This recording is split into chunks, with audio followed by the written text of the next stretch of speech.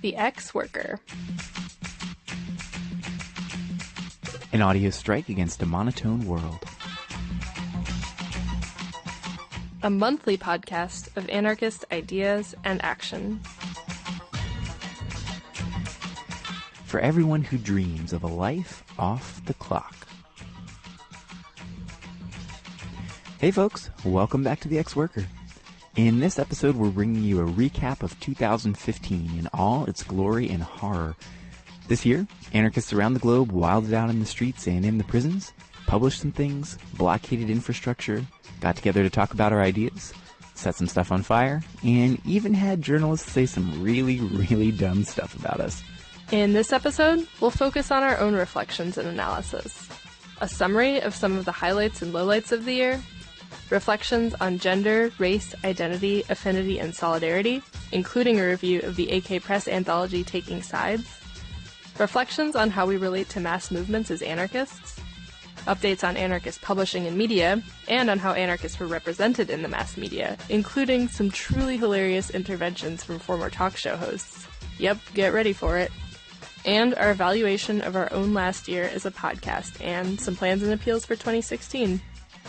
And we'll add to that some end-of-year thoughts from the North American anarchist news website It's Going Down, an update about NATO 3 prisoner Jared J. Chase, an announcement for a new tour and writing project called The Spaces Between, and so much more.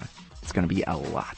So much, in fact, that we're leaving out a whole lot of our year-in-review reflections from across the globe. Just like last year, we solicited contributions from contacts all over the globe, and we got a lot of interesting responses. But we'll save them for our next episode. In the meantime, I'm Alanis. And I'm Clara, and we'll be your hosts. For a full transcript of this episode, or to check out all our past episodes, visit our website at crimethink.com/podcast. And if you want to get in touch, you can always send us an email at podcast@crimethink.com. Away we go.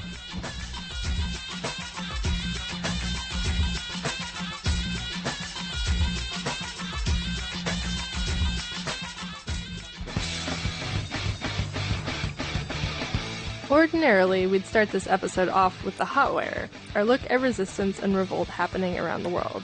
But this entire episode is basically an account and analysis of the last year of resistance and revolt around the world. So we're just gonna jump right into it. So how do we sum up this crazy-ass last year?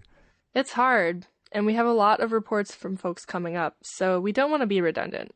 But we'll start off with a few highlights and lowlights, without which any anarchist reflection on 2015 would be incomplete. The year started off on a shockingly positive note, with the unexpected release of several anarchist comrades from prison. In the U.S., eco-anarchist prisoner Eric McDavid was released after serving 9 years of his nearly 20-year sentence. A petition filed by his legal team forced the U.S. government to release some 2,500 pages of documents, including personal correspondence between Eric and an FBI informant known as Anna, proving beyond a doubt that, yes, she did use her seductive sway over him to pressure him into discussing some destructive attacks against environmentally devastating targets, which, of course, were never even carried out, just talked about. Incidentally, if you want to see something really creepy, the website The Intercept has put out a documentary which chronicles Eric's case using actual video and audio footage captured by the FBI in the course of his entrapment. The link's up on our website. Then in March, 2 comrades from Canada, Amelie and Fallon, along with another from Mexico, Carlos, were unexpectedly released from prison in Mexico, where they'd been sitting for over a year after being convicted of incendiary attacks which took place in Mexico City in January of 2014. They were supposed to serve over 7 years, so their release was a welcome surprise. Popular fury over racist police violence remained a focal point of struggle and conflict in the U.S., including an unexpectedly fierce explosion in Baltimore and clashes on the anniversary of Mike Brown's murder in Ferguson and other cities. But overall, it seems like this year has seen a slowing of Black Lives Matter-themed events and protests. A promising flare-up in Minneapolis, including an occupation outside a police station, was largely derailed by, quote, community leader limitations and police repression. At the same time, white racist backlash has expanded frighteningly, from Dylan Roof's massacre at a black church to the shooting of 5 Black Lives Matter protesters in Minneapolis by white vigilantes. Much more on these developments and their implications to come. The Kurdish struggle against the Islamic State, and for what they call democratic autonomy, proved an inspiration across the world, including to us anarchists, who have some conflicted feelings but are mostly thrilled to see a seemingly anti-authoritarian revolution succeeding on a massive scale. We devoted 2 whole episodes to it this year, plus some more coverage on the CrimethInc blog, and we'll hear reflections from anarchists doing solidarity work there in future episodes. As Kurds in the borderlands made gains against ISIS and secured autonomous territory, the situation in Turkey deteriorated, with the conservative Erdogan government using 2 brutal bombings of leftist gatherings in Suruk and Ankara, in which well over 100 people, including several anarchists, were killed, as an impetus for widespread repression against Kurdish communities in Turkey, despite the fact that they were almost certainly at a bare minimum aware of and complicit in the massacres. The nationalist war between Ukraine and Russia continued to simmer, with conditions in each country becoming more and more repressive, which goes to show that the model of occupying the public squares to overthrow the government can be deployed to serve many agendas, including ones far from what we might see as liberation. Russia also waded into the conflict in Syria, bombing opposition forces, and tons of civilians, to prop up the miserable Assad regime and directly precipitating the flow of even more desperate migrants out of the country. As a result, the so-called refugee crisis in Europe intensified to unprecedented proportions this year, with well over 1 million people fleeing their homelands in Syria, North Africa, and beyond, and crossing border after border through great peril to resettle in the generally unwelcoming European Union. You'll recall we devoted episode 43 to the crisis and anarchist responses and solidarity efforts, and we'll be doing more coverage in the upcoming episodes as well. Greek voters elected the left-wing Syriza party into power, and, surprise, they didn't do shit, beyond becoming the managers of the austerity efforts they campaigned to oppose. Greek voters turned out in massive numbers to a referendum to vote no against the EU austerity conditions, and, surprise again, their vote didn't matter in the slightest. Now, Greek non-voters, particularly anarchists, did tons of things, from hunger strikes in prison to substantial riots in the streets to occupying social centers and so forth. The disappearance of 43 radical students in Mexico in late 2014 continued to catalyze protests and resistance across Mexico, as well as international solidarity. Self-defense militias in various areas of Mexico continue to help more and more communities regain autonomy from both cartels and the government, though not all of them serve radical or popular agendas. Substantial unrest swept South Africa as well, including a number of wild student protests. Yeah, in some ways this was like the year of the rebellious student. University folks in South Africa, Normalistas in Mexico, student strike in Montreal, the totally inspiring high school occupations in Sao Paulo. We'll hear more about these shortly. And even here in the US, with high school students walking out of classes in Baltimore during the uprisings, and in Minneapolis in solidarity with Black Lives Matter.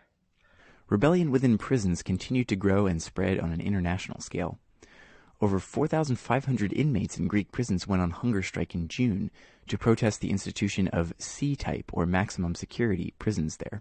Other individual hunger strikes were undertaken by Ohio death row inmate Keith Lamar, our favorite loudmouth Sean Swain, and Michael Kimball, an anarchist imprisoned in Alabama. 4 anarchist prisoners in Chile, Natalie Casanova, Juan Flores, Guillermo Duran, and Enrique Guzman, also undertook a coordinated hunger strike, demanding transfers and an end to harassment of those supporting them on the outside. In Turkey, vegan anarchist prisoner Osman Evkan is currently on his 3rd hunger strike, demanding access to vegan food. Members of the nihilist group Conspiracy Cells of Fire, or CCF, who are imprisoned in Greece, went on hunger strike in April, demanding the release of their friends and relatives who were arrested in January of this year after a botched escape attempt.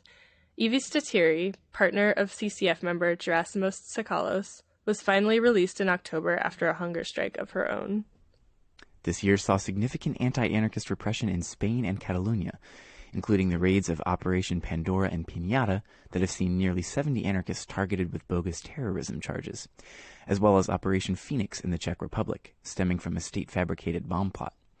Of course, everyone heard about the Islamic State attacks in Paris, which people are already calling the French 9/11, both in terms of a nationally and internationally epoch-defining tragedy or whatever, and more specifically as the perfect excuse for the French state to go full speed into permanent national security deployment, with hyper-surveillance and crackdowns on protest and the whole 9 yards.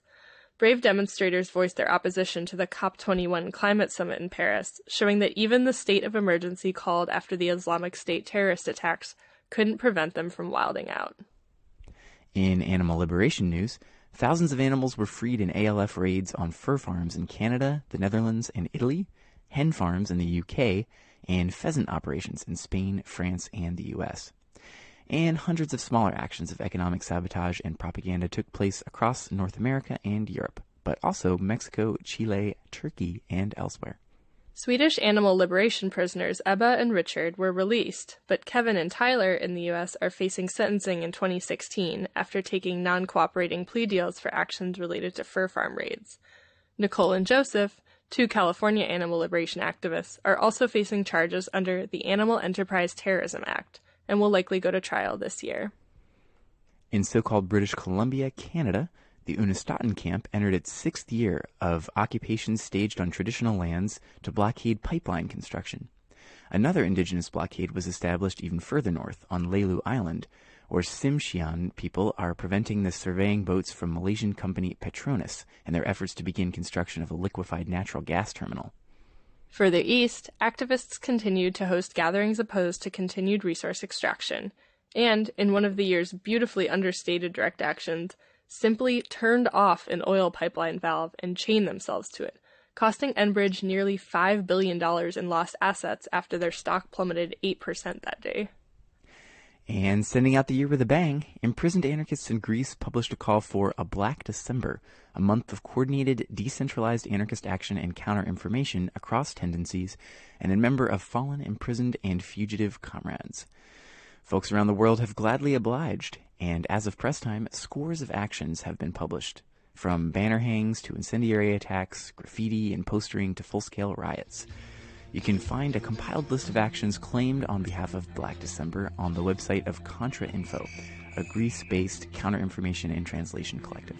We'll post a link on our website. Password enter.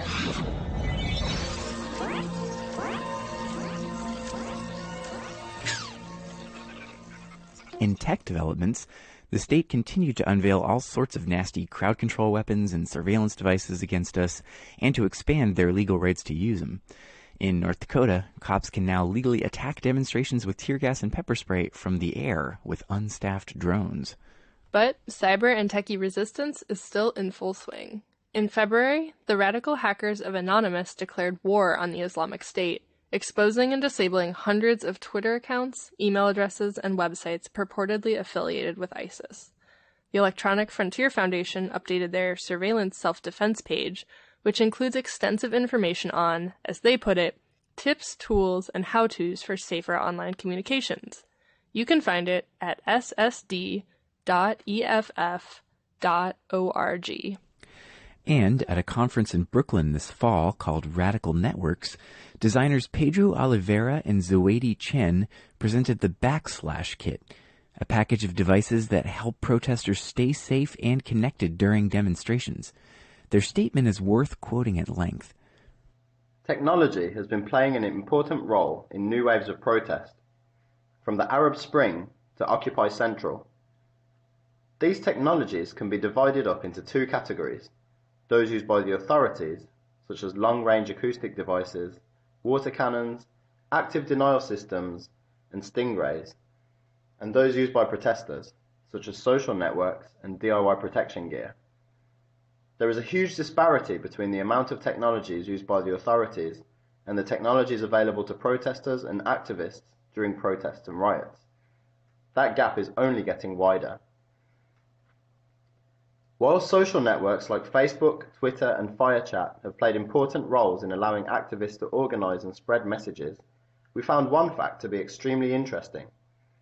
During the Arab Spring movement, the highest levels of participation were seen during periods of internet blackouts. The modern protester believes that connectivity is a basic human right. How can we level the technological playing field for activists and the general population? Could we develop open source devices to help activists communicate during a network blackout, or to aid protesters to avoid conflict with the authorities? As designers, we find this to be a very compelling challenge. We are interested in the technologies that could help to start this conversation.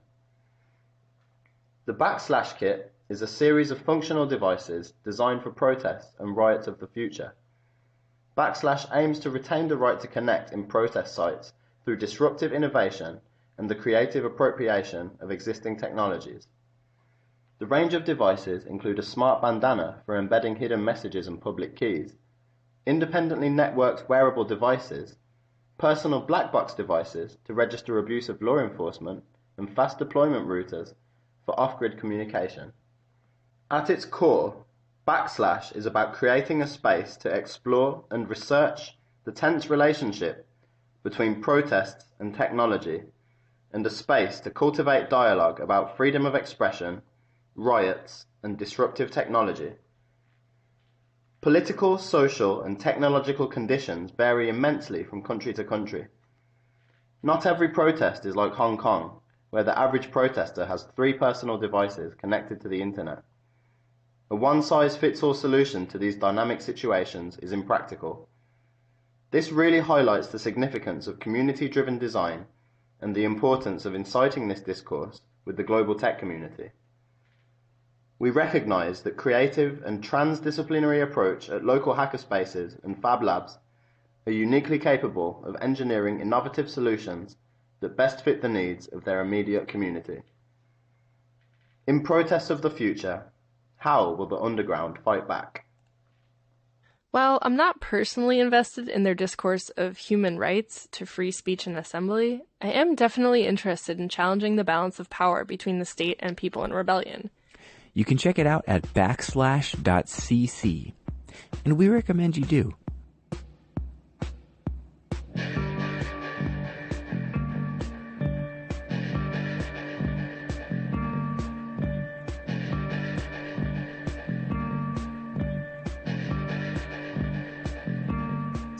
Alright, so how about struggle on the terrain of gender? Well, austerity politics around the world continued to disproportionately impact women in terms of cuts of social services for mothers, and the way that rising unemployment correlates to increased rates of gender violence, and the way that state cutbacks externalize or de-wage forms of labor most frequently done by women, and so forth.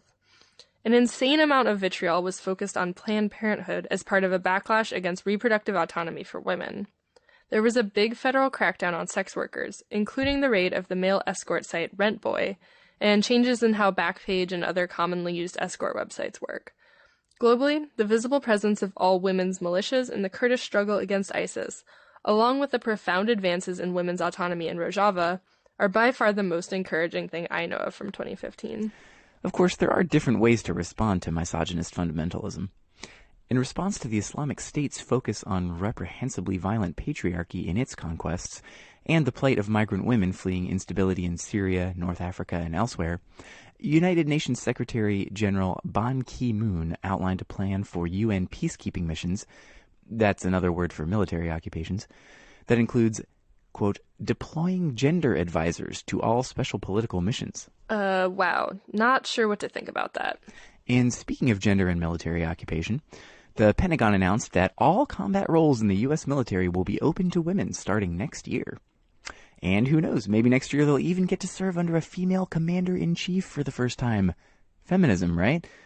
Yet another reason why we do not prefer to use the language of equality to describe what we're fighting for as anarchists.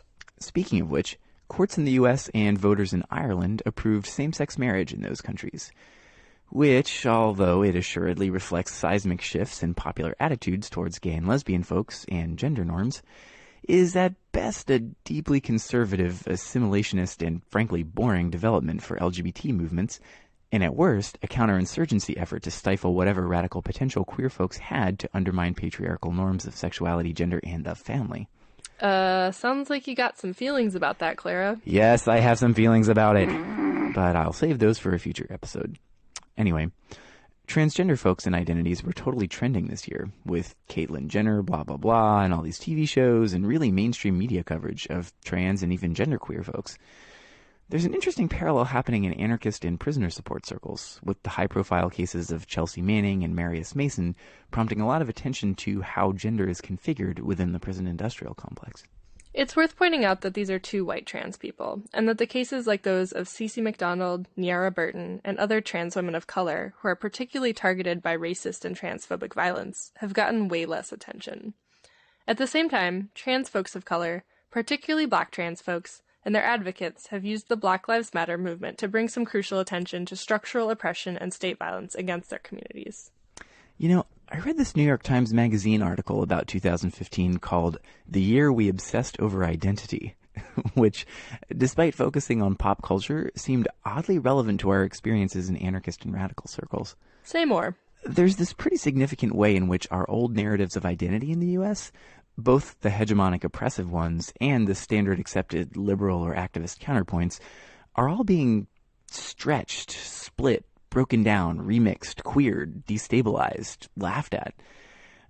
Yet there are also obviously very real and concrete ways in which, for example, having black skin tends to make one a magnet for bullets in 2015 America, or that violence and degradation targeting femininity has barely slackened despite the public proliferation of transgender identities. In pop culture, the arts, youth cultures, and such, we have this focus on identity breakdown or remix or mashup, etc. And then we have reaction against that, including from the right, i.e. Donald Trump, speaking for everybody who's freaked out by black people and Muslims and trannies and trying to turn back the clock. But also from the left, in the form of the traditional managers of identity, politicians, activists, and nonprofit leaders, and all those who see their role as bridges between particular marginalized communities in the structures that have historically marginalized them. These folks are also trying to oppose the breakdown of the system of authority based on fixed identities, not by negating social changes or gains, but by managing and controlling them. Gay leaders who want to tell us to get married, black leaders who tell kids to pull their pants up and go back to school or work and stop rioting, feminist women campaigning for Hillary Clinton, and, of course, responsible allies telling the rest of everyone to follow the leadership of those most affected. Whoa, hold on. Are you saying that we should reject all identity-based organizing as repressive and conservative, and that, for example, non-black or non-trans or whatever people with privilege should just do what they want without any accountability to folks who are most targeted by oppression and violence?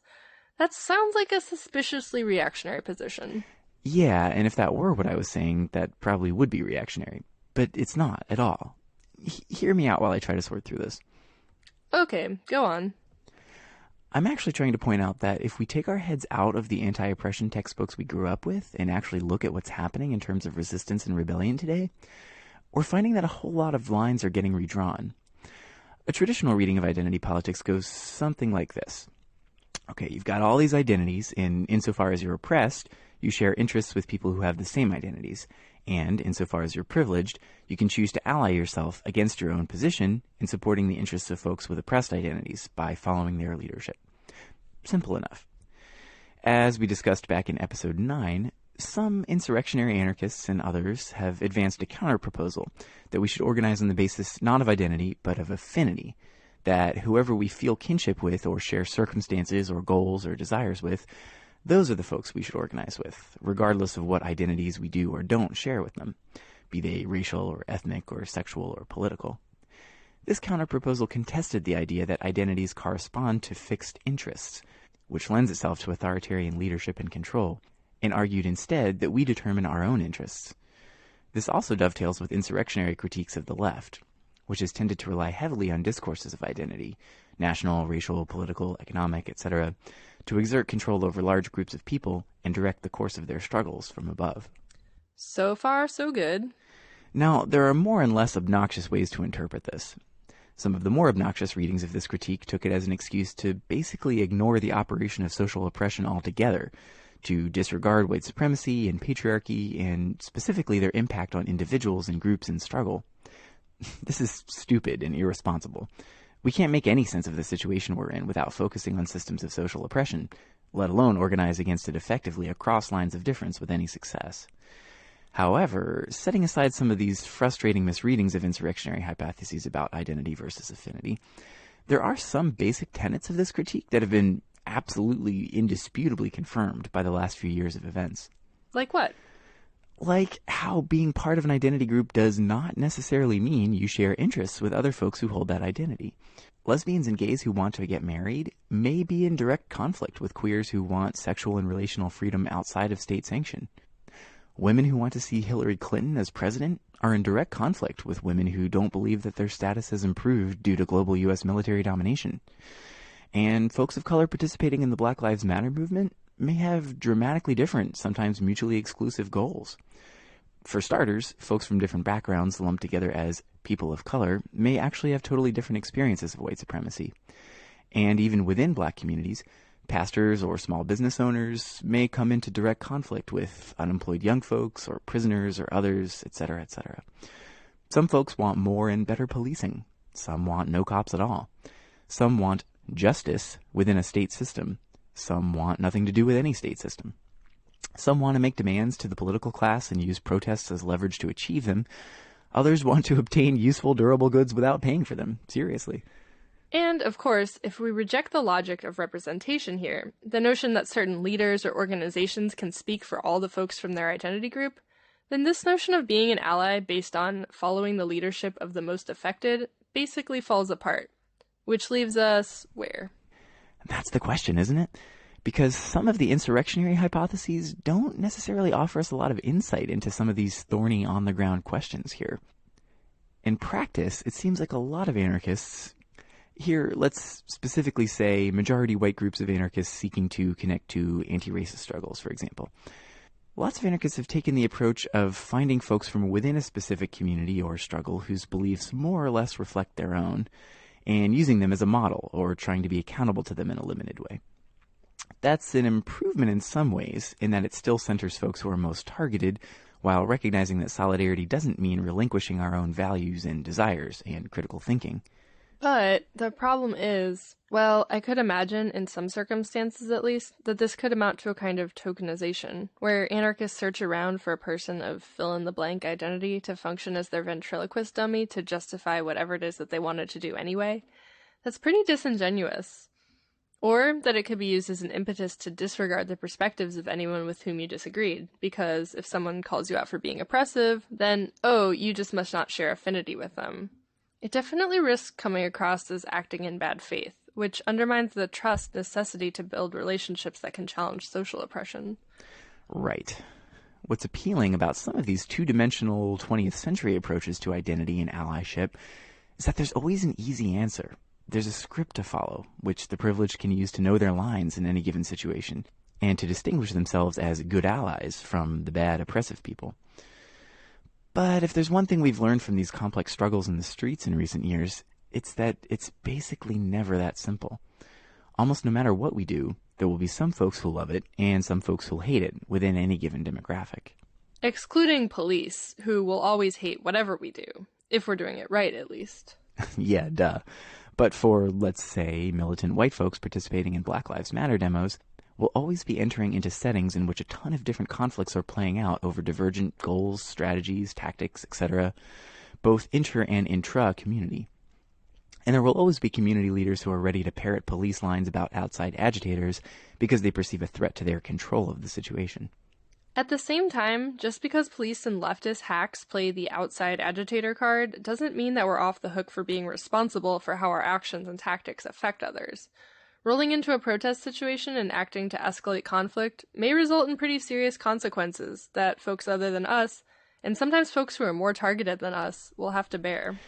Which, although clearly true and important to consider, doesn't mean that people in resistance are responsible for state repression, as some of these community leaders and certainly cops and politicians would like everyone to believe. True.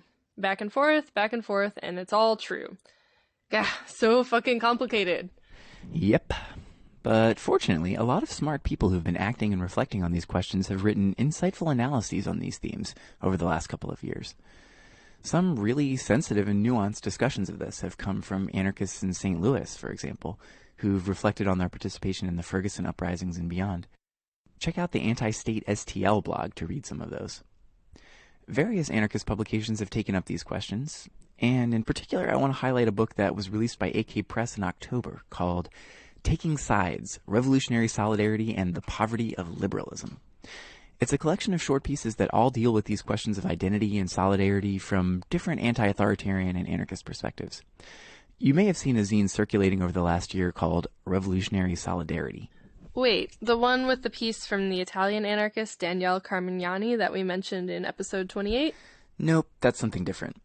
This one was compiled in the U.S. and was subtitled A Critical Reader for Accomplices. It included an excerpt from the excellent zine Who is Oakland?, the by now well-known essay Accomplices Not Allies, which we've referenced in past episodes, the critique of ally politics that appeared in Rolling Thunder number 12 this year, and several others. Folks over at the Resonance Anarchist Audio Distro made a recording of it. Well, Taking Sides is kind of a book-length expansion pack on that zine. It includes explicitly black, indigenous, immigrant, queer, Jewish, and various other voices across 13 different pieces that range from historical essays to analytical zine excerpts to short interviews. One of the things I appreciated most about it was... Wait, hold on a second, Clara. What? Is this the Chopping Block book review? Yep, sure looks like it. You trickster. I thought we were still doing our year in review summary. We are, and that's the thing. I wanted to review this book because these critical conversations are a crucial part of what happened over the last year. Even if there aren't any easy answers, one of the more encouraging things from this last year is that it seems like anarchists are reviving the tradition of thoughtful, critical, constructive dialogue based on analyzing our concrete experiences and struggle and assessing how useful the theories we have are and developing new ones where we need to. We can't separate these conversations from a laundry list of actions because they were integral to those actions, and in some ways are more significant in their capacity to shape our action in the future. For all the shit we talk about the anarchist milieu or anarchy land or whatever, fact is, there are a lot of brilliant and thoughtful people active in our struggles today, and we should take the opportunity to learn from each other's insights and discuss them with each other. Okay, I'm convinced. Carry on. Right. So, AK Press, despite the devastating fire they had at their warehouse earlier this year, managed to release this little reader. It's slim, 156 pages, but small and spaciously designed, and it includes some of the highlights from the critical conversations about identity and solidarity in North America over recent years. Editor Cindy Milstein contributes an essay written during the height of the Bay Area Ferguson Solidarity demos, as well as a prologue that sets out the mission of the anthology. After acknowledging that the pieces don't all agree with each other, it asserts that they do agree on, quote, the need to concentrate our organizing efforts squarely on questions of power. They assert that we must unearth, contest, and aim to dismantle all manifestations and structures of hierarchical power, wherever we find them, including when they appear in our movements. They pick a side, freedom versus domination, in the most expansive sense, and they see this commitment as a lived practice, inherently filled with generative tensions. I like that. It's saying both that we don't have to have all the answers or settle on a common dogma, and that the commitment to figuring it out happens in practice, in struggle, and that the tensions we encounter should be generating useful material to work with rather than paralyzing us. So, there's no excuse for not acting just because we're not sure about the right way to be a responsible ally, or whatever. Yeah, exactly. I'm not sure that I saw much evidence of actual disagreement among these pieces, per se, but there are definitely different focuses and emphases, different lenses through which to approach the same questions. But generally speaking, the concept of the ally is pretty thoroughly and permanently dispatched. The term accomplice is advanced as not just a new term to use, but a different paradigm for conceiving of shared rebellious affinity instead of guilt-driven identity. Okay, that sounds all fine and dandy as a shift in the discourse or the conceptual framework or what have you. But I'm not sure I actually understand what that means concretely in terms of how we act differently based on that. Accomplices, not allies, does make some useful points, but it's mostly telling us things not to do, and it's targeting a fairly particular notion of non-profit-led allyship that's rather specific to Arizona Indigenous solidarity, and may or may not generalize to other contexts. That's fair. I'd say what it means concretely will vary situation to situation based on your context. But, as an example, say you're a white anarchist at a Black Lives Matter style demo. Rather than either listening quietly and politely to speaker after speaker and staying on the sidewalk, as the leaders are likely telling you to do, or chucking bottles at cops and pulling newspaper boxes into the streets with your 3 friends when everyone else is on the sidewalk and telling you to chill out, which may or may not be strategic in that moment, you could, for example, show up with a bunch of bandanas and art supplies and a little flyer explaining how to keep yourself safe from surveillance. You can hand them out, see who's interested, and based on the situation, decide if it makes sense to contribute to raising the stakes in that situation, or perhaps just connect with folks with whom you might want to do actions elsewhere. The idea is like, according to the logic of the state, you're a criminal, and you want to find other folks who are targeted similarly or have similar desires to see what we might want to do together. And that might be the best chance you have to make a contribution to a struggle on your own terms, rather than following somebody's leadership on the one hand, or just doing your own thing solo with your tiny crew and telling everyone else to fuck off in a way that can come across as reinforcing racist entitlement on the other hand. That's just a quick example off the top of my head, not a program to follow or anything. Really, my best suggestion is to read the other essays in this book, because it sort of triangulates the concept and gives a better sense of it than I could by trying to flat out define it. Sure, I get what you're saying. Oh, and as to your other point, whether or not accomplices not allies is specific to a narrow context, the fact that it is spread so widely and that its proposed shift in language is rapidly becoming the new norm among certain circles of rebels shows that at least a whole bunch of other people are finding it valuable. Anyway, if that doesn't speak to you as much, you could check out the pieces that come from the context of the Oscar Grant riots, on outside agitators, or an excerpt from Unfinished Acts, or Dangerous Allies, the new and revised material from the folks who wrote the zine Who is Oakland, or... Is there anything that's not from the Bay Area? Seriously? Jeez, grumpy today, aren't you? Sorry, the holidays are not my best time. They're over now, I can move on with my life. It's just that sometimes I get tired of hearing of Oakland, Oakland, Oakland, the Bay, the Bay, the Bay.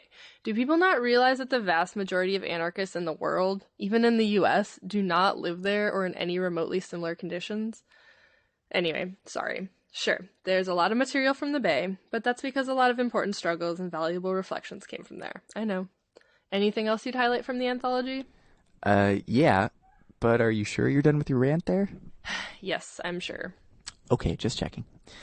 Anyway, I really appreciated Michael Staudenmayer's opening essay, Brave Motherfuckers, because it puts all these questions about revolutionary solidarity across lines of identity in the U.S. into a historical context. It backs up to the New Left of the 1960s, and then proceeds through the revolutionary anti-imperialist groups of the 70s and 80s, and onto the Love and Rage Federation in the 90s, showing how these different radical groups grappled with questions of identity, particularly race, and solidarity. It was super helpful for me in grounding these debates we're having today in a longer tradition and thinking about lessons we can learn from the recent past. Oh, cool. And the article A Critique of Ally Politics, which also appeared in Rolling Thunder number 12, is also really solid. It weaves personal experiences and stories, from, I might add, outside the Bay Area, in with reflections and analysis. But really, the whole thing is studded with gems. Some just cut right through all the bullshit of mainstream rhetoric to brutally and beautifully get to the core of the matter, like from Benji Hart's article in Defense of Baltimore. When there is a larger national outcry in defense of plate glass windows and car doors than for black young people, a point is being made. Whew, damn, that pretty well sums it up. Others offer elegant suggestions for how to approach the tightrope walk of navigating identity politics under settler colonialism, like when Harsha Walia writes, "The appropriate line between being too interventionist and being paralyzed will be aided by a willingness to decenter oneself and learning and acting from a place of responsibility rather than guilt." Sensible enough. Or take this excerpt from Unfinished Acts. "The side of history on which we find ourselves is not determined by whether or not we share the experiences of one horror or another, or how we individually identify, but instead on our own resolution to see the end of each of these miseries that perpetuate the racist, capitalist shitshow called society." Whew, got him. Okay, so the book is great and everyone should read it. Do you have any critiques of it? Well, the main thing I'd say is that I wish there was a bit more background offered for each essay. Sure, someone from the Bay already knows what the Oscar Grant riots were and why they were significant, but for those of us out in the provinces far from the metropoles of struggle, it would be useful to have some context to orient ourselves. Like, here's an example. There's an essay by Harsha Walia, whose interview we featured in episode 43 on Borders and Migration. It's called Decolonize Together, Moving Beyond a Politics of Solidarity Towards a Practice of Decolonization. It's really well written, and especially helpful in this volume, because it highlights an indigenous-centric radical perspective with a different focus than a lot of the stuff reflecting on race relations through the lens of anti-black police murders. So there's this point in it where she writes that indigenous people are, quote, "the primary targets of repressive policing and prosecutions in the criminal and justice system." Wait, is that right? Well, certainly not in the U.S., neither demographically nor politically, given the centrality of anti-black state violence. Genocidal conquest and dispossession of native land was certainly central to the project of the United States, and I obviously don't want to argue that one group is more centrally oppressed than another, but I don't think we can sidestep black communities as the primary targets of police and legal system violence in the U.S. So reading that phrase, my brain sort of skipped a beat. But then I remembered, oh yeah, she's writing from so-called Canada, where the historical and demographic and political situation is really different. I happen to know that because we just run that interview with her a couple episodes back. But a random US reader might not know that and might be confused. So if AK Press releases a future edition of Taking Sides, I would love to see each essay start with not just a sentence or two, but an actual substantive introduction, both to give us the context needed to avoid misunderstandings like that, and also to help us engage with the critiques more richly. That said, I know they wanted to put out the book quickly while all these debates are so raging and timely, so no shade. Really, I'd love for this to become a popular title and to come out again every few years, expanded to include pieces that reflect new circumstances and theoretical developments. And yes, more pieces that aren't from the Bay Area. Thank you. But that come from all sorts of other places, including specific engagements with these questions in smaller towns, with different relationships to the institutional left. Spoiler alert, at the end of this episode in next week's news, we'll announce a project called The Spaces Between that deals with exactly this, so stay tuned. Yeah, but other than that, no complaints. It's well-designed, wide-ranging, not terribly expensive. I don't think I agreed with everything every author or collective wrote, but for that to even be possible, it'd have to reflect an ideological unanimity that would subvert the whole purpose of having such a diverse compilation. So I liked that some pieces I agreed more and less with, but that all of them made me think, and some really challenged my preconceived ideas, and made me re-examine my perspectives about some critical issues. And that, I think, is the best compliment you could have given the book. Yeah, I suppose you're right. So, Taking Sides is available from akpress.org. If you can't spare the $12, most of the individual essays in it can be read online in one form or another. We'll post as many as we can find on our website, crimethink.com/podcast.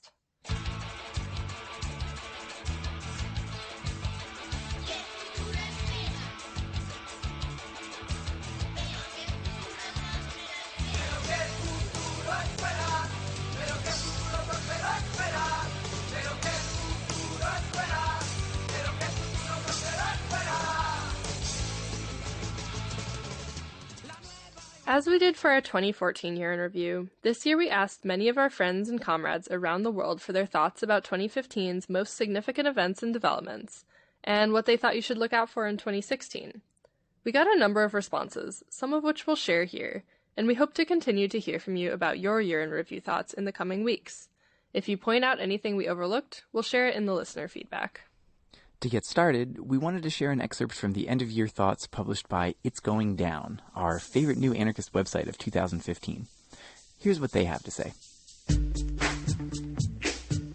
2015 was a year marked by showdowns between people and power, both large and small, as well as looming crisis. In the United States, there continued to exist a burgeoning threat of potential rebellion and insurgency against the police and white supremacy as the spirit of the Ferguson Rebellion continued onto Oakland and then to Baltimore. Cities such as Denver, Minneapolis, Olympia and elsewhere saw protests, riots, blockades and more. According to the website killedbypolice.net, even more people were killed by law enforcement in 2015 than in 2014. Meanwhile, police associations and politicians placed blame on the Black Lives Matter movement for brewing hatred and violence against the police. These attacks were meant to breed justification for mass killing and incarceration as the police continue to come down even harder in neighbourhoods of colour in particular and working class and poor communities more broadly as they continue to fear widespread rebellion. As revolutionaries, it's important for us to keep in mind that in North America, the police grow out of a colonial and white supremacist framework that seeks to contain wholesale the population to ensure social peace. For us, we put this contextualization into one of civil war. The increasing violence of the police is part of a campaign of counterinsurgency against whole sections of the population as well as any resistance against it. Within this context, we stress the importance of choosing sides within this war and deepening, both through action and thought, why we must do so. Furthermore, we see that the attempts to push for reforms has been largely a total failure, even if in the process they sometimes employed very radical means. One of our tasks is to discover and experiment with tactics which continue to push the envelope of anti-police activity beyond just protest or registering dissent into the creation of new worlds and expanded conflict with the state. As autonomous rebels, we also come up against the very real power of the left and the official organisations which seek to manage and contain outbreaks of social unrest. As the recent protests in Minneapolis showed, it's extremely problematic how groups that assume leadership over revolt have managed to pacify people, holding them back not only from taking action, but from even thinking about and getting organised to carry out action. Unfortunately, most of the time, there seems to be very little criticism, even when this happens right in front of our eyes. Building real relationships with people, not only in struggle, but also in communities that have the potential to be, is a task that we all return to again and again. Towards this end, we need ideas, we need action, and we need reflection on past experiments. As we've stated before, the work ahead isn't often sexy, and it isn't easy. It takes time, commitment, and patience. As we enter into 2016, the brutality of the police and their continued murder spree shows no signs of letting up. Some police associations have thrown their support behind Trump in an apparent bid for protection from the state against potential reforms. The continued baseline of policing seems to be extreme force without fear of reprisal. Navigating and acting within this terrain is pivotal, both in terms of engagement within revolt when it breaks out, and also in building capacity within our neighbourhoods and cities against the police. There has been much written and done in regards to police terror, but often we are too removed or silent when it comes to organising and action happening behind prison walls. This is why this year, as Black December was called, it has been exciting to see the growth of anti-prison projects which involve prisoners at the forefront. Such projects include the Missouri Prison Newsletter, The Incarcerated Worker, Wildfire, and in the ongoing activity of social struggles such as the fight to abolish solitary confinement. With hunger strikes, riots, and work stoppages taking place throughout North America, we are excited about the possibilities of continued connections and relationships formed. But while we see possibility in struggles against white supremacy, both on the streets and behind the bars, we are also seeing an increase of both the autonomous far-right from militia groups like the Oath Keepers to white nationalists such as the Traditionalist Youth Network, alongside the expanding fascist creep in the mainstream as evidenced by Trump's campaign. While discussion of widening fascist activity is something we have talked about much in the past here, it's worth restating that not since the 1990s has the racist far-right felt so comfortable in the streets. From neo-Nazis protesting in support of the cops in Olympia, KKK and NSM members rallying in South Carolina, to racist Patriot Movement supporters shooting at Black Lives Matter demonstrators in Minneapolis, the right has been emboldened like never before in recent history. But we have to remember that outside of demonstrations in the big cities, we have a lot of work to do. White nationalist groups try to make themselves appear to be the saviours of the white poor and working middle classes in the US, while reading the history of fascism will show that it is an anti-working class movement that aspires to build cross-class solidarity in order to take the reins of production away from the capitalists and the state from the Marxists. This is still a story that has the potential to gain adherence within the wider population. But we also have tools on our disposal as well. We have a long history of working class insurrectionary activity which has attacked the state, capital, and white supremacy.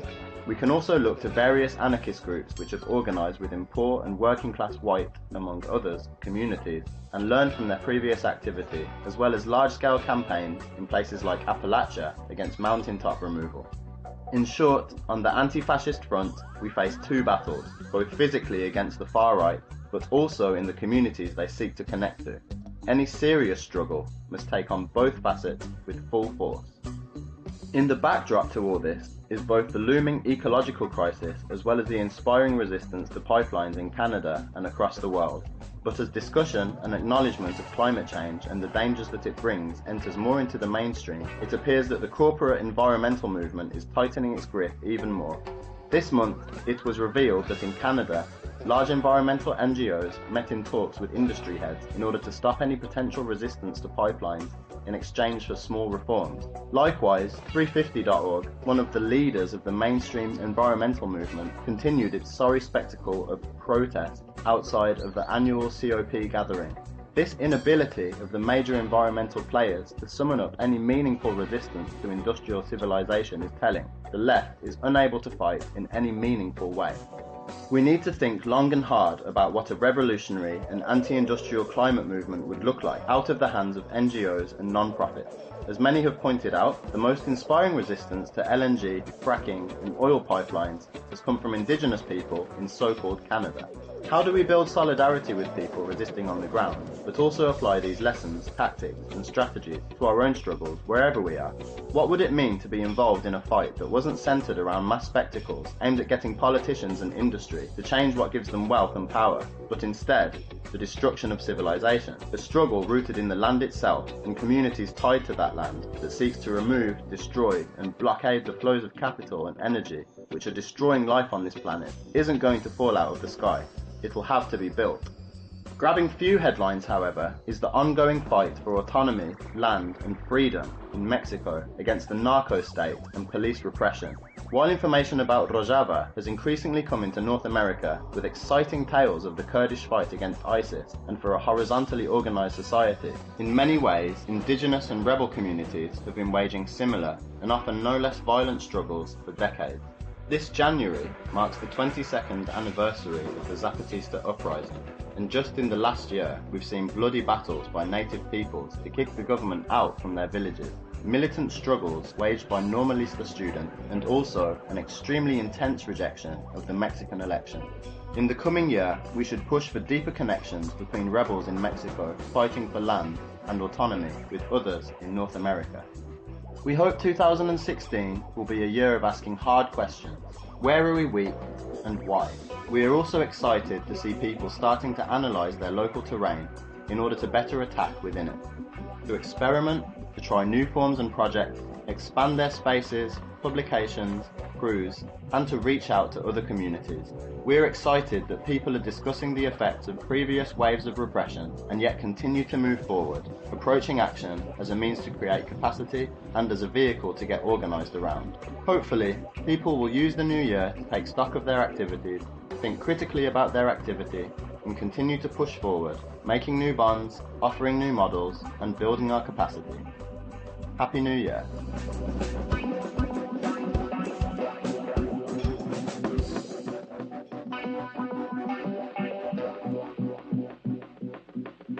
To read It's Going Down's full report on all the news you didn't even know was going down in 2015 that we excerpted above, including extensive links to coverage of all the events and themes referenced, visit itsgoingdown.org or follow the link on our website. Also, an exciting update. The folks at It's Going Down have produced a new 52-page print magazine, including original essays and republished coverage. It's intended as a tool of reflection and documentation of resistance and the role of autonomous revolutionaries within it across North America. They're announcing a crowdfunding campaign to cover their costs and have asked readers to donate, throw benefits to help us, and share the campaign with friends and comrades. So, if you've got a few bucks to spare, check them out over at itsgoingdown.org. Congrats and big props to their collective for creating and maintaining such a solid and informative new project. We're excited to see how it develops.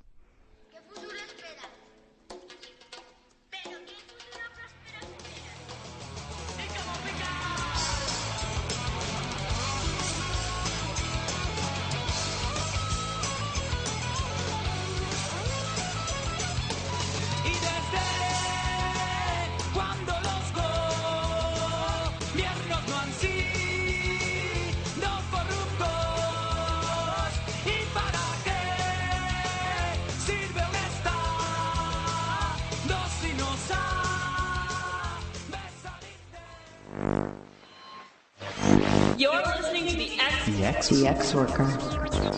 An audio strike against a monotone world.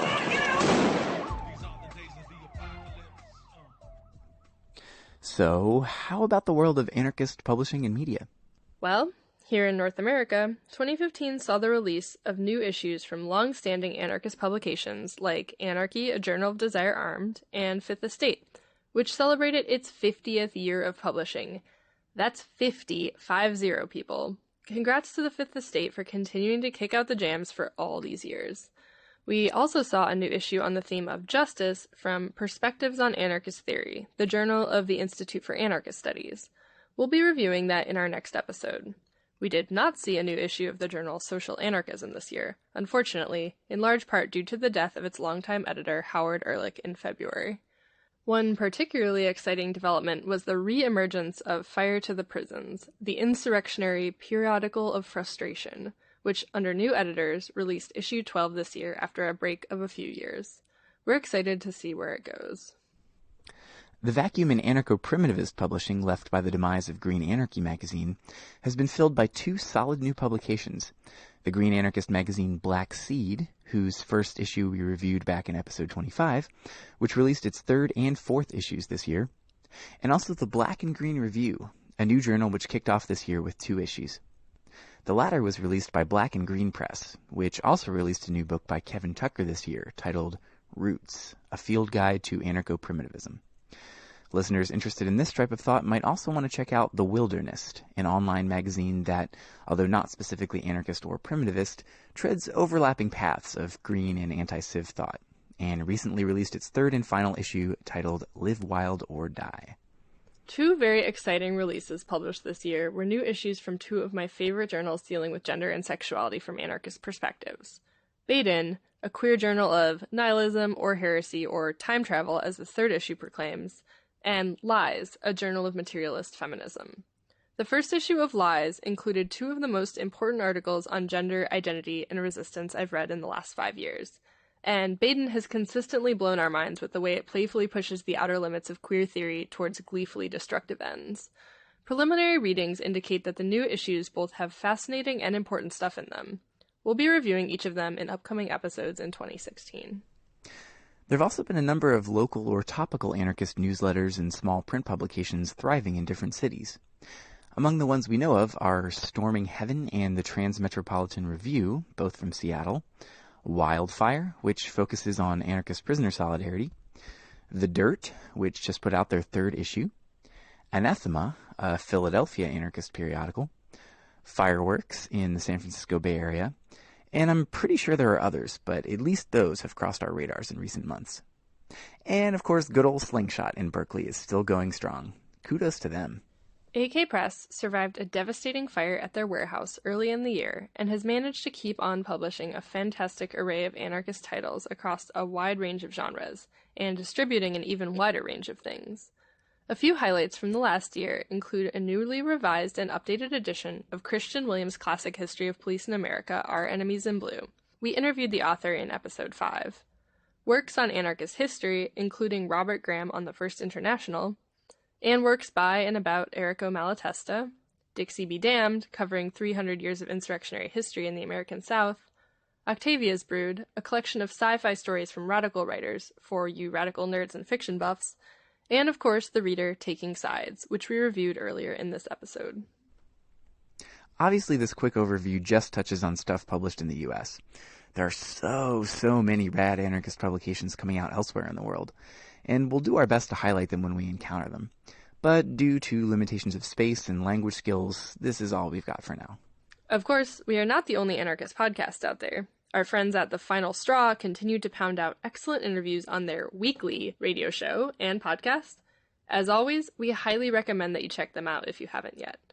Other anarchist podcasts that began or continue to come out this year include Which Side, a vegan anarchist podcast, which has some cool stuff this year, Free Radical Radio, John Zerzin's Anarchy Radio, The Brilliant, and probably a few others.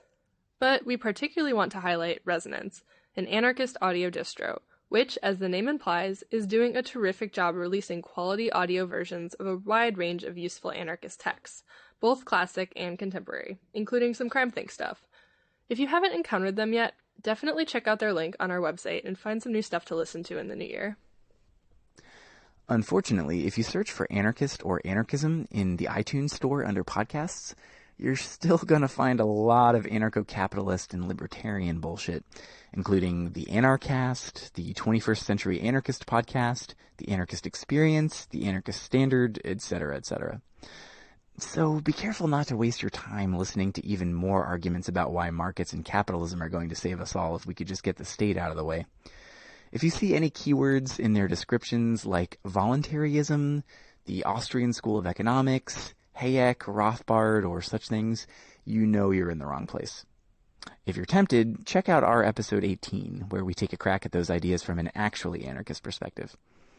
And no discussion of anarchist media from the last year would be complete without a shout-out to It's Going Down, the new North American anarchist news website whose arrival cheered us up significantly, and whose year-end reflections we just shared. There, all the news you didn't even know was going down and Block Party columns are excellent, and their site both collects a useful array of coverage from other sources and posts consistent, interesting, and a high-quality coverage of their own. Kudos to their crew for maintaining a great site and making our lives easier. Also, Unicorn Riot is a rad new media collective that produces interesting video news shows. I don't know that they're explicitly anarchist, but their material is solidly radical and always of interest. Also, their website is unicornriot.ninja. How is that even real? And last but never least, congrats to our pals at submedia.tv on 10 fucking foul-mouthed years of badass anarchist media. Yahoo! Just in case you, for some incomprehensible reason, have not checked them out yet, go to submedia.tv and get ready to have your mind blown and or laugh your ass off. Okay, aside from media projects done by friends and comrades, what about anarchists and anarchy in the mass media in 2015? Probably the most crassly demoralizing thing I read was a Time magazine article about the release of a Sex Pistols-themed credit card by the UK-based company Virgin Money. To quote, "In 1977, Virgin Records signed one of their most iconic bands, the Sex Pistols," the Virgin Money site states. "They challenged convention and the established way of thinking, just as we are doing today in our quest to shake up UK banking. To bring a bit of rebellion to your wallet, Virgin Money has introduced 3 different Sex Pistols-themed cards featuring the names and imagery of the band, including an Anarchy in the UK credit card." God, that makes me want to barf. I'm just waiting for the Bank of America to come out with a credit card showing a cop car on fire. From Ferguson to Baltimore to your hometown, whether you need black bandanas and sweatshirts or Molotov making supplies, we're here to help you get the resources you need to make your voice heard. Clara? Hammer, $20. Black hoodie, $15. Felony charges and restitution, $17,000 plus 18 months in jail. That photo that goes viral on social media of you smashing a cop car's window, priceless. Anarchy. It's everywhere you want to be. In the heat of the summer, better call up the plumber and turn on the street pump to cool me off. Right. So, what else? Well, politicians and cops and media continued to parrot their standard lines about outside agitators and anarchists as the evildoers who attempt to hijack legitimate peaceful protests and direct them towards crime and chaos. We saw this all over the country, but particularly in Baltimore. One of the more hilarious examples of this came from none other than Geraldo Rivera on Fox News, who sees confronting protesters with a camera crew and accusations of anarchism as an opportunity to bolster his masculinity. Get ready, y'all. This is a lot. Everybody is keen to react to what is happening in the case itself. You know that now they are talking about a 4th stop on that van, the van that arrested Freddie Gray, 25-year-old Freddie Gray. A 4th unauthorized stop detected by a private surveillance camera. What's your problem? What's your problem? What's your problem? What? You can only talk in the, what? What? You're only brave when the cameras turn? Only brave when the cameras turn? You anarchist. You're nothing. You ain't nothing. You know, this is really something. These guys, the light gets off them and they're all brave as can be. All right, here come the officers. They are absolutely not going to condone any kind of, what's that? There's so much hostility from a lot of locals towards you here. I'm just curious. Why do you... These aren't locals. This guy's not a local. This is Occupy here and there. They're professional anarchists. The people, I think, have always been wonderful to me in my long Why the helmet? career. You get a little squirmy little creep like that. And that's a thug right there. That's a white thug right there. I was just curious. Yeah, right. All right. There you go. So, Wow. I'm literally speechless. Yeah, he said that. There's a lot to unpack in that. It kind of sounds like he looked at his index cards Fox News gave him with the lines he's supposed to use to delegitimize protest, but got them all sort of mixed up. It's like, yeah, fucking anarchists, you guys are pussies, and outside agitators, and kind of like black people. Yeah, that characterization of the supposed anarchist as a white thug shows how the racist discourses of black men as criminals gets sort of crossed with the racialized discourse of the white anarchist outside agitator in the context of protests and riots. The professional anarchist thing is wild. I wish I could be a professional anarchist, but no one will hire me, so I have to do it for free. Where do I apply? I have a few police departments I could use as references. What they're saying is that we don't care about Freddie Gray, or Baltimore, or anything specific to what's going on. We're just traveling from town to town using any excuse to wreak havoc. Like it's the anti-globalization era all over again. An article from Police magazine titled Understanding the Black Bloc put it this way. From a certain skewed perspective, the roots of the modern-day anarchist could appear noble and utilitarian, viewed as a righteous struggle for the common worker versus the heartless capitalistic machine. However, when the typical criminal anarchists today stand face-to-face with helmeted police forces at political conventions or international financial summits, armed with urine-filled water guns and surreptitious boxes of broken glass ready for throwing, they are far removed from their roots. A nefarious subset of anarchists simply seek to destroy property and often injure police forces. Oh, I can't wait for a Greek insurrectionary cell to release a communique and attribute some action to the nefarious subset for destruction and injury. Shh, the article continues. The criminal-minded anarchist mantra of FSU, fuck shit up, used as a unifying rallying cry and often seen in anarchist graffiti and signage, testifies to the malevolent intentions of some modern-day anarchists. The criminal-minded anarchist mantra?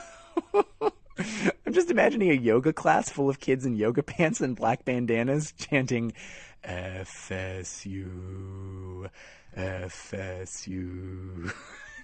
What is it with you today? Sorry, it's the new year. I'm feeling kind of punchy. Huh, so I see. Anyway, cops and the media seem especially obsessed with attributing all this popular anti-police rage to anarchists, so as to delegitimize it and try to get even their critics back on side with defending police. An Omaha, Nebraska news website reported on a speech given by the sheriff of Milwaukee County, Wisconsin, who characterized the Black Lives Matter movement and related protests like so. This profession is under siege from a group of cop-hating anarchists. This movement is not about civil rights, it is a socialist movement. Right. The socialist movement of cop-hating anarchists. Well, some of us still see it that way. The Haymarket anarchists would fit the bill, and maybe NEFAC. Sure, but I think the nuances of whether anarchists identify as the anti-state subset of socialists or prefer a post-left understanding are probably lost on the sheriff of Milwaukee County. From this perspective, just about everyone left of Donald Trump is lumped together in a monolithic anti-cop mass and smeared with whatever keywords they think will arouse the most fear and disgust. In this narrative, anarchists signify the terrifying barbaric force of vandals and criminals on the streets, while socialists represent the organized forces of totalitarian government with whom they are supposedly allied. But the problem is that so many people are undeniably furious at cops that this narrative risks backfiring and making it seem like masses of people are ready for total anarchy. Here's another clip from Baltimore, where a cop on CNN is really butthurt about how the assembled masses have no use for him or his profession.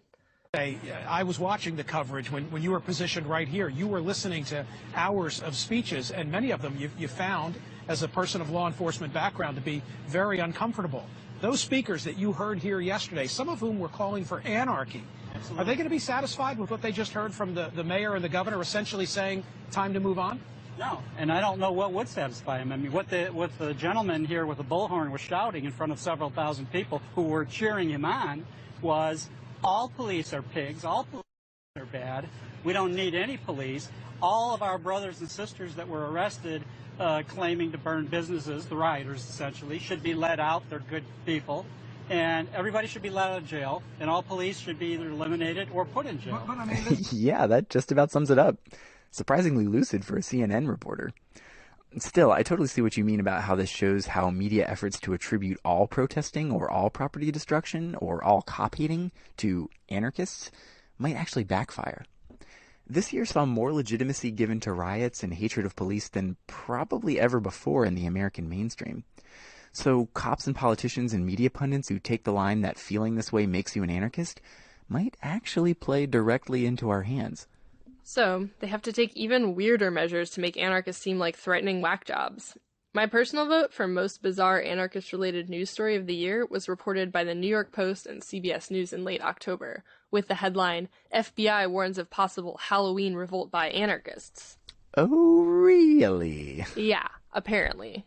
According to the article, the FBI has issued an alert to law enforcement about a possible Halloween revolt by a dangerous anarchist group, an official has confirmed to CBS News.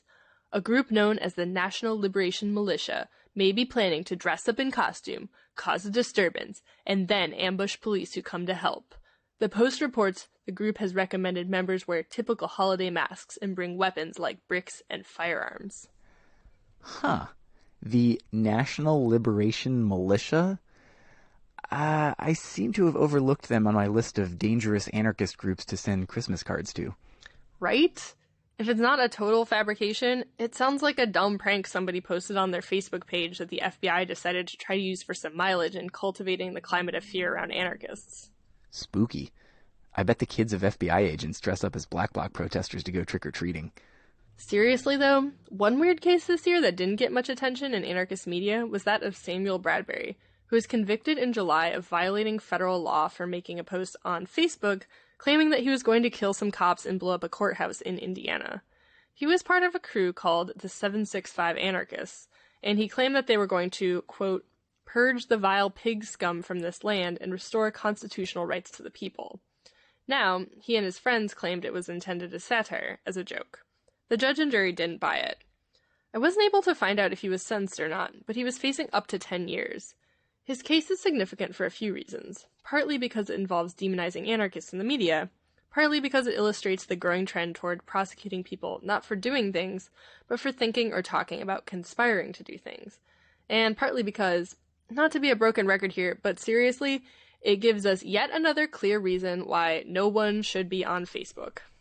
Another somewhat similar case involved an anarchist from Ashland, Kentucky named Joe Waugh, who was arrested and faced 5 to 10 years in prison for allegedly detonating some Molotov cocktails in a train tunnel.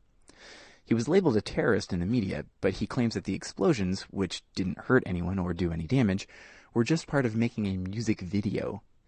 And the reason he was arrested was because of a video allegedly showing him near the scene that was posted on, you guessed it, Facebook. Surprise, surprise. He has a lot of visible punk tattoos, and he's open about being an anarchist, both online and in the shop he runs in Ashland, where he carries anarchist literature, among other things. And he claims that that's why he's being targeted. To quote Joe, "In my view, how I see it, I think that if I were a normal-looking person, none of this would have happened. It's a lot of hype. As soon as they heard the word anarchist, which the arresting officer said, the first thing I stated was, by the way, I'm an anarchist," which I'd be a complete and total idiot to say. Nothing like that was ever brought up.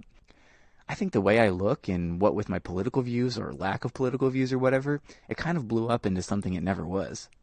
So, in both of these cases, we have people who wouldn't by any means be considered political prisoners, in the sense of facing charges for protesting or robbing banks to fund social struggles or something.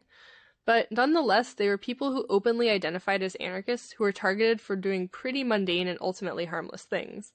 We should keep an eye on cases like these, because they fit into an overall law enforcement strategy of targeting anarchists, especially those on the fringes, rather than active participants in social struggles, to increase the climate of fear around anarchists and discourage us from asserting ourselves while legitimizing more extensive repression. Merry Crisis and Happy New Fear. Again.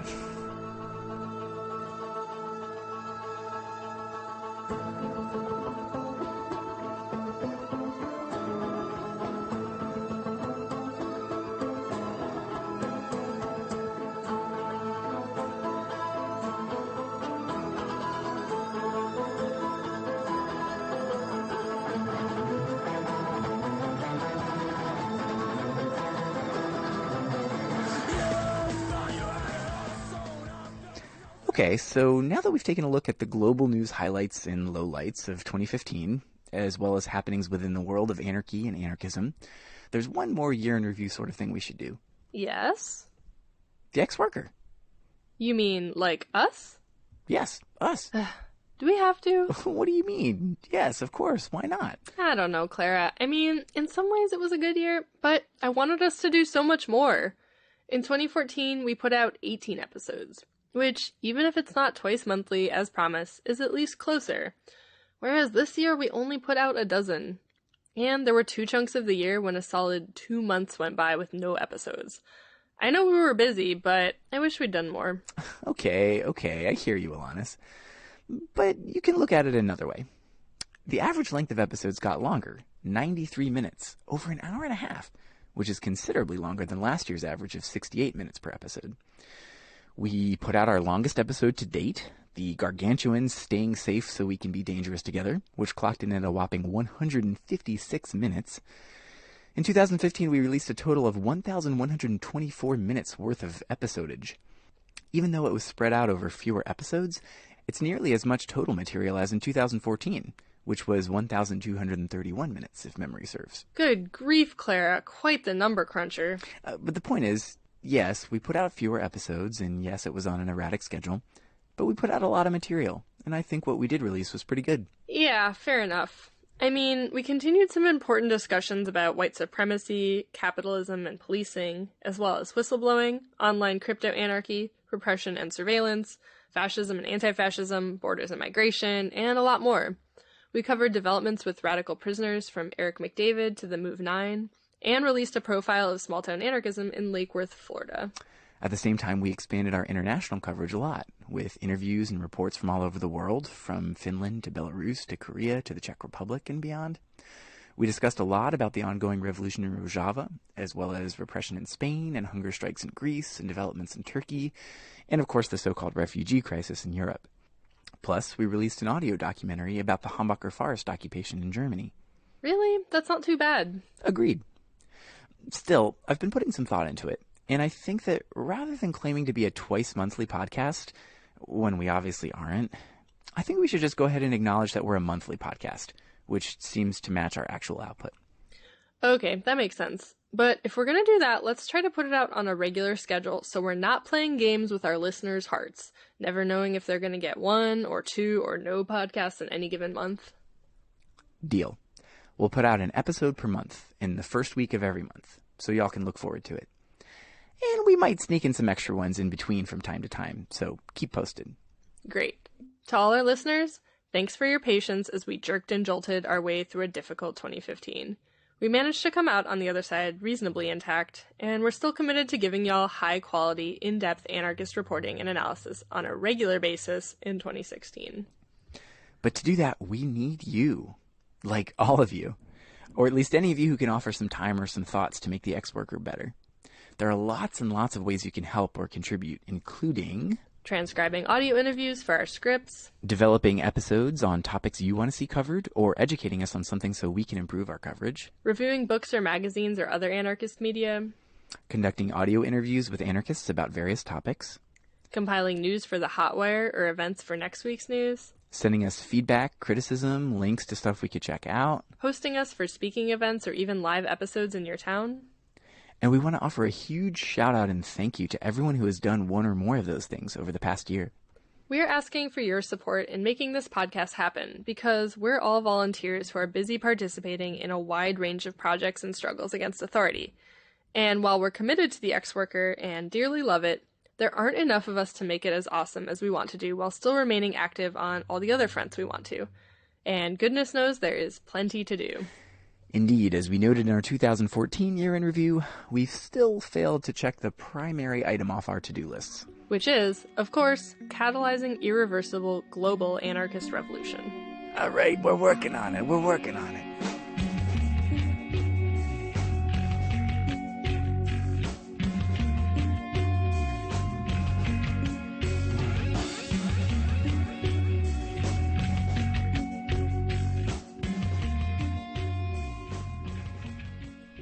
Actually, speaking of catalyzing irreversible global revolution... Yes?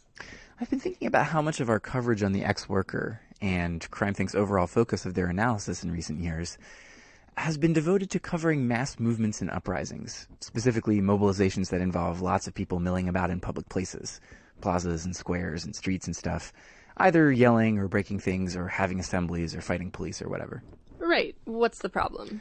It's not a problem. Obviously, that stuff is really important.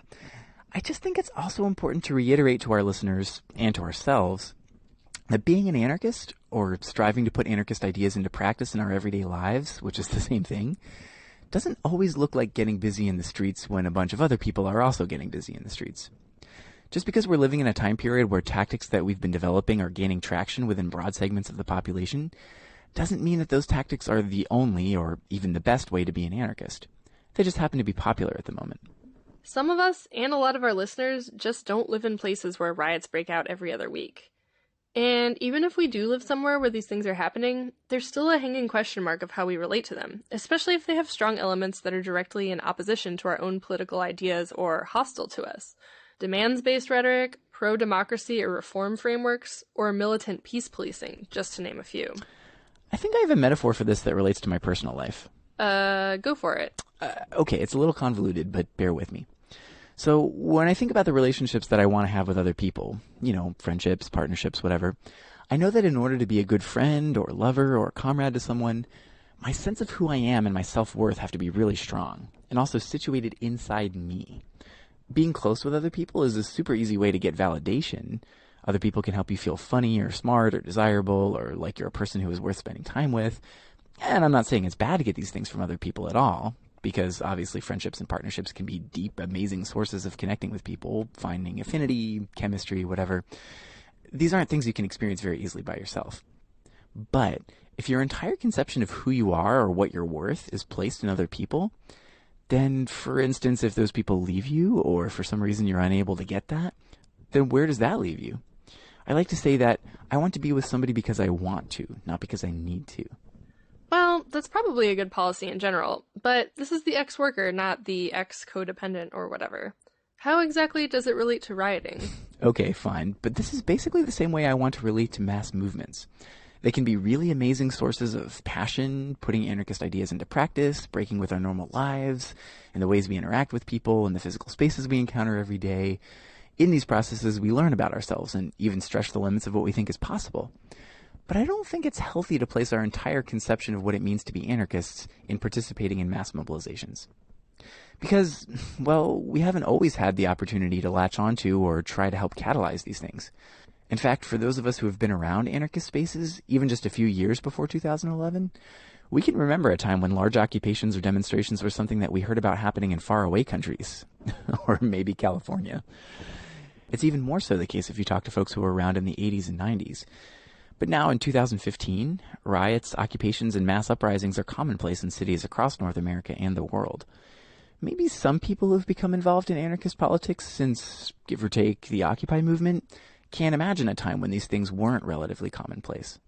For better or worse, struggles ebb and flow, and we have to assume that we're not always going to have these opportunities to be in the streets with people, though we certainly hope so. But we have to ensure that our struggles remain as vibrant and multifaceted as they have been. Because we're up against such powerful enemies and some pretty shitty odds, we have to assume that the things we rely on could get ripped away from us at a moment's notice. And, well, I hate to be a downer, but many of these amazing, history-making radical moments are followed by some combination of slimy state recuperation, such as a more reformist or leftist party or individual taking power, appeasing to large swaths of the movement and killing the imperative to resist, and really scary and intense repression, which can isolate and eradicate the most radical or militant wings of resistance movements. In order to survive all this, we're going to need every tool in our toolbox. Our ideas, our principles, our practices, our connections, our stories and histories, our friendships, strong and intact to make it through the lean times. These upheavals are always followed by downtimes, and it's just as important to prepare for them and know what to do during those times as it is to give it all we've got during the peaks. That's what we were trying to explore in the After the Crest series of essays that appeared on CrimethInc's site a couple years ago. Totally, that makes sense. We definitely need to broaden our sense of what meaningful anarchist activity could be beyond just the high points of rioting in the streets of major cities. It's interesting. I was just thinking about this when I was listening to the To Change Everything tour presentation we released as episode 44. If you listen, all of the panelists talk about the streets as the location of political activity. When the streets are full, anything is possible. Rupture is happening and revolution is impending. When the streets empty out again, it's a sign that movements are dead and repressive power can move in. But the streets are only one area of our lives. Resistance happens everywhere, from cities to the forests, from our kitchens and bedrooms to our classrooms and workplaces. This notion that being in the streets is synonymous with transformative possibility seems to leave out the vast majority of our lives. Plus, it maintains this public-private distinction that's actually pretty gendered and leaves out a lot of modes of activity that may be less glamorous or confrontational, but in the long run may actually be more central to how power is challenged and reconfigured in our everyday lives. Yeah, for sure. That's partly why I really like that we've been not only using this year in review to talk about awesome shit that's been happening in the streets, but also anarchist media projects, gatherings, and infrastructures, and smaller actions that have been happening outside of giant assemblies and demos. 'Cause anarchy happens there too. For sure. And hopefully we can carry this idea into our next year of making the podcast. Let's try to make sure that we continue to have a balance of reporting on global goings-on, as well as keeping the podcast a space to share our stories and develop and clarify our ideas in a contextual and timely way.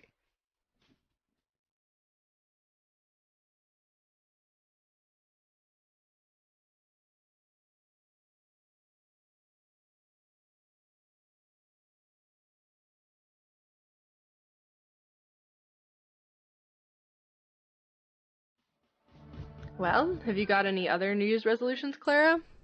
Oh, yeah, sure. Lots. Any you'd care to share? I don't know. I don't want to jinx them.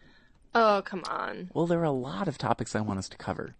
Such as? But that's the thing. If I name them all and we don't do them, then you can all hold it against me.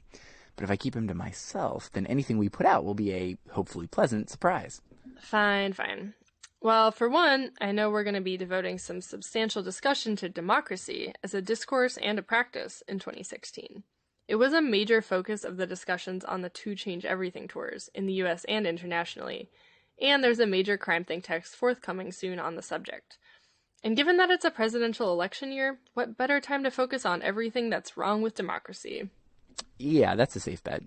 Counter-electoral ideas are definitely prominently on my mind for 2016, for sure.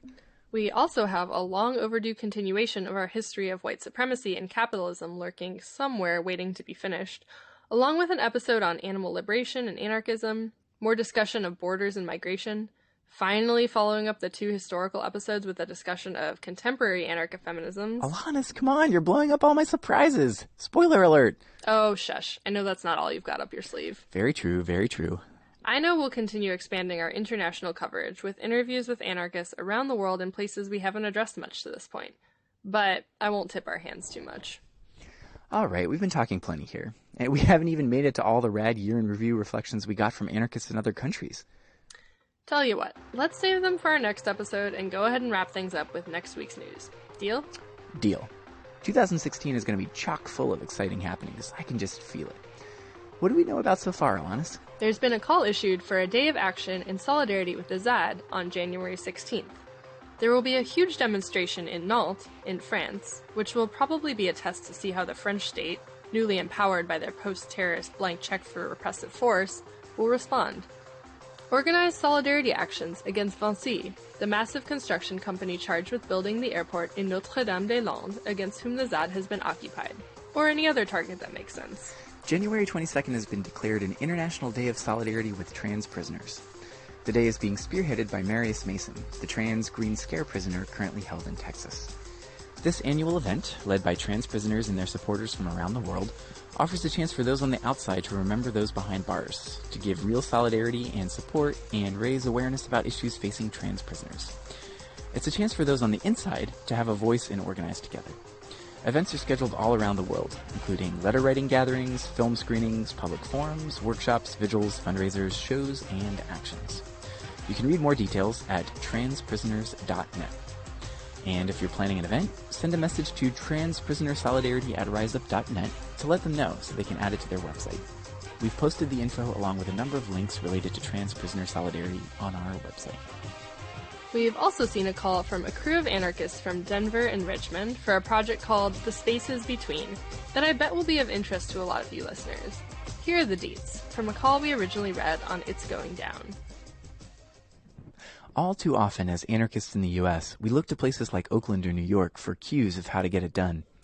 The problem with this being that most of us don't live in anarchist Disney World, where anything is possible and everything is flammable, and we couldn't afford the rent in Oakland anyway.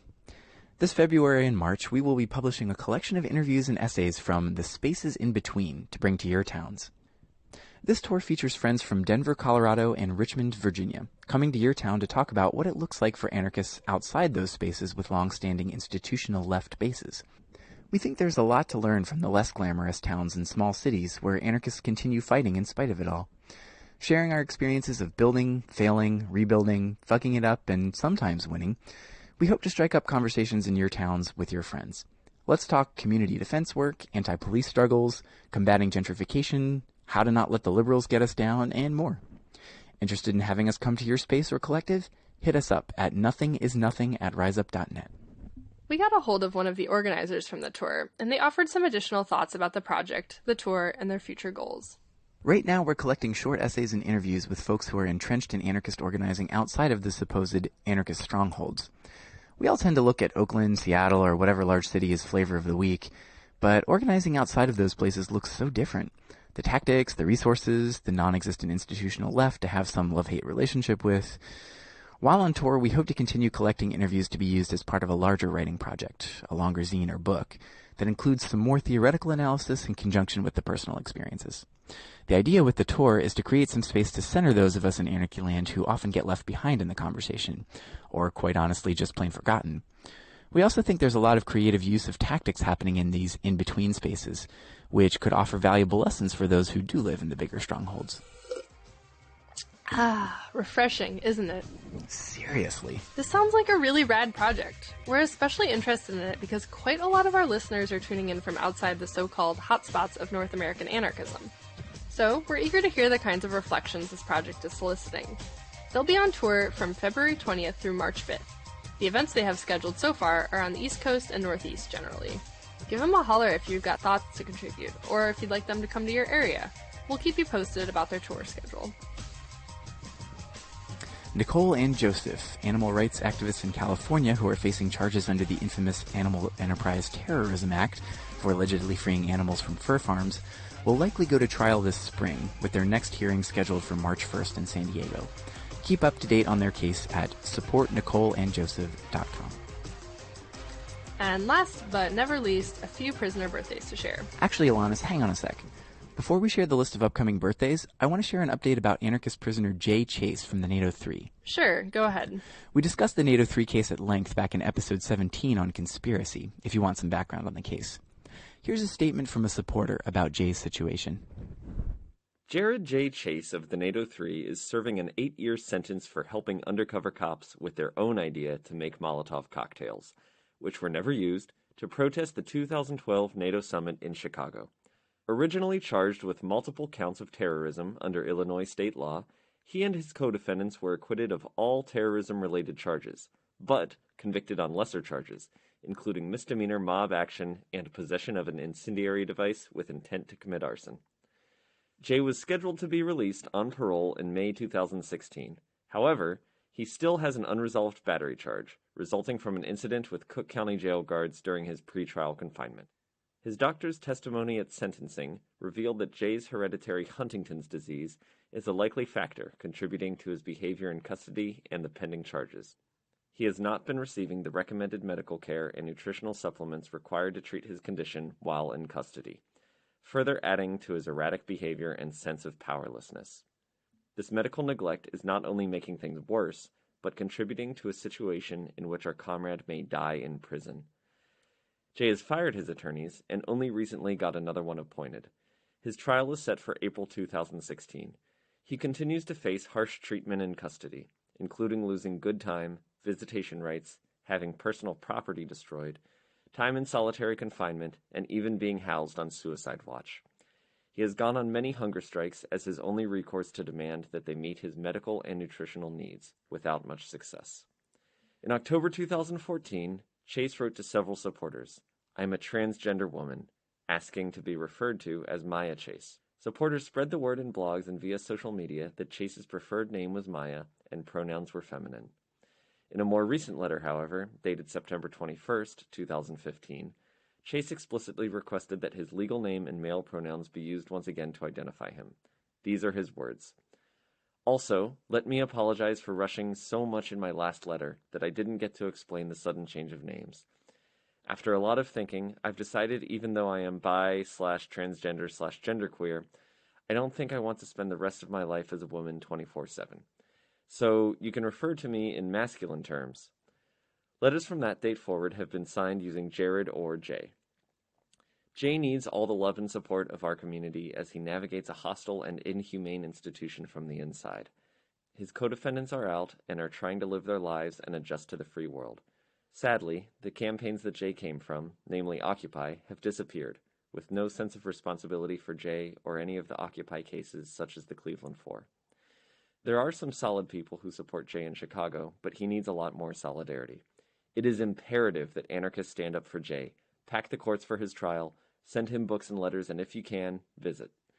Jay feels very down and probably that he has nothing to lose due to his deteriorating health and pending charges. We've just received word that Jay has a court date coming up on February 3rd in Chicago. Anyone who's in the area and able to go, please come out to support him. Thanks for the update. We've posted Jay's mailing address, along with some internet links to get updates on his situation. Let's make sure it's a New Year's resolution for all of us to always remember and concretely support the anarchists and radicals who are locked up as a result of state repression in 2016. And on that note, January is a big month for birthdays of incarcerated revolutionaries for whatever reason. So get some friends together and have a letter writing party to kick off the new year. On December 30th was Casey Brezick, an anarchist imprisoned in Missouri, accused of injuring a college dean in a plot to assassinate the governor. On January 6th, Oscar Lopez Rivera, a Puerto Rican independence fighter, turning 73 years old this year with over 34 of them spent inside on charges of seditious conspiracy for organizing against the U.S.'s colonial occupation of Puerto Rico. On January 8th, the Hammond brothers. Jeremy, hacktivist from Anonymous and unapologetic rebel, doing 10 years for hacking into the private intelligence firm Stratfor to expose various nefarious corporate and government misdeeds, and his brother Jason, an anti-fascist sentenced to years in prison for his role in the successful Tinley Park action, crushing a white supremacist meeting. On the 9th, Abdul Aziz, one of the anti-colonial rebels of the Virgin Islands Five. On January 14th, Sundiata Acoli, former Black Panther and Black Liberation Army soldier. And on the 14th, Herman Bell, former Black Panther and COINTELPRO target. Herman's going to be up for parole in February. We've got a link on our website, courtesy of New York Anarchist Black Cross, to a petition you can sign to advocate for his release. On the 15th, Jojo Bowen, a Black Liberation Army soldier and prison rebel. And finally, on the 26th, Marius Mason, Earth Liberation Front saboteur, poet, trans activist, and all-around badass.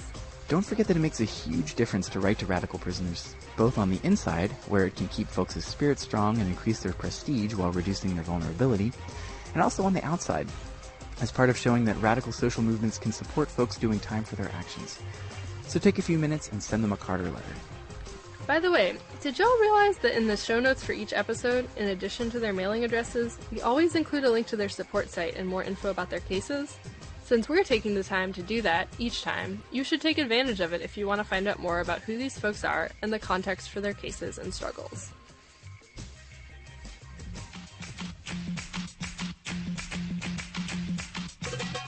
And that's it for this episode, and this year of The Ex-Worker.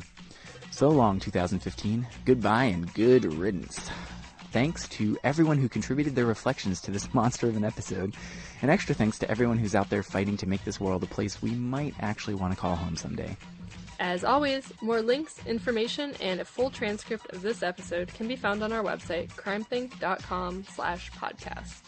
In our next episode, we'll continue our year in review with all the international reflections on 2015 we didn't have space to fit in this time around, plus lots more.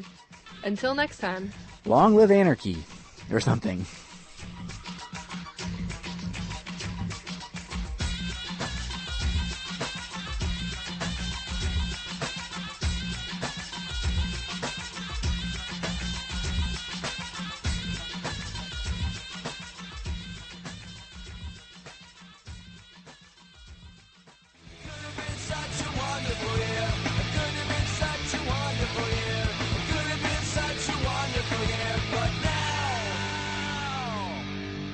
another day.